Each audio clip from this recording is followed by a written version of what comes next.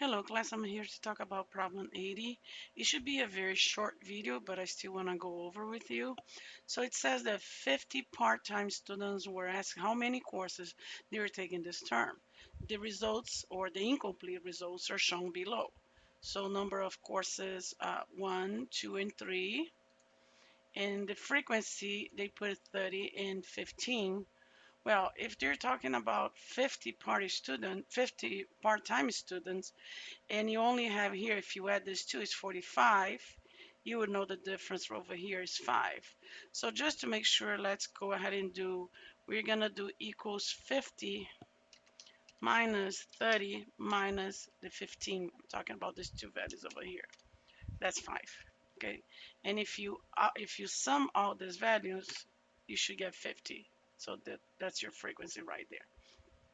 Well, the relative frequency is nothing more than you're dividing the frequency by the total of the frequency. Okay, so we are going to do that. I'm going to do equals to, I'm going to select the cell 30 and I'm going to divide it by my total right here, 50.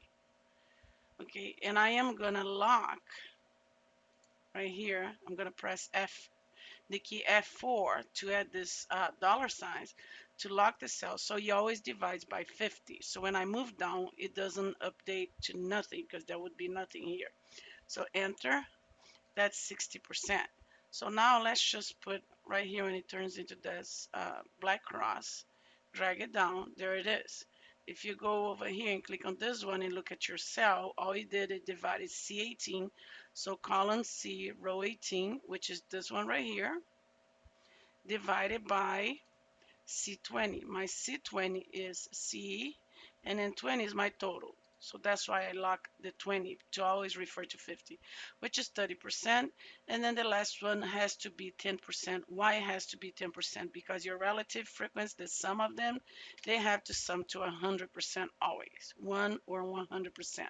There it is. If it doesn't, something it's not correct. Your cumulative frequency is always going to be this one plus the one previously. We don't have anything here before, so equals to this relative frequency. Now we are going to add this value plus the next one. So we are adding, let me type the numbers so it doesn't confuse you.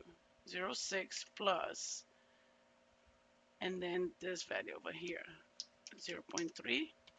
And then the last one, if you divide it, it should be 100%.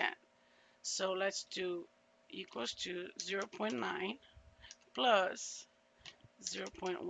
There it is. So the last row of the cumulative frequency always adds up to the 100% as well. Okay, now we have the whole table to answer the question.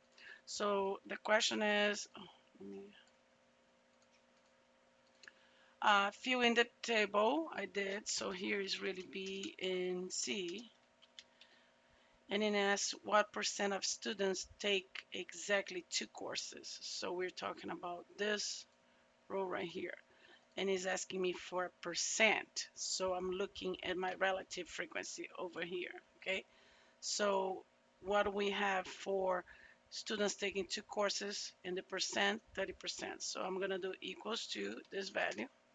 It's going to be 30%. Okay, now the second one is asking me what percent of students taking 1 or 2 courses. Therefore, it's including both. If it's including both, we're talking about a cumulative. So if it's talking about 1 course and 2 courses, and it's talking about more than one value, so it's a cumulative, we're gonna go with the second one. We don't need to get the first one. Remember, the second one includes the first and the second. So you don't need to add this or it would be incorrect. You would have 150%. Again, what percentage to take 1 or 2 courses is including both. The cumulative already counts for both. This counts for this, and this counts for this too, and this counts for the one before. So the value is 90% are taking 1 and 2. And you would be done with problem 80. Let me know if there are any questions. Thank you.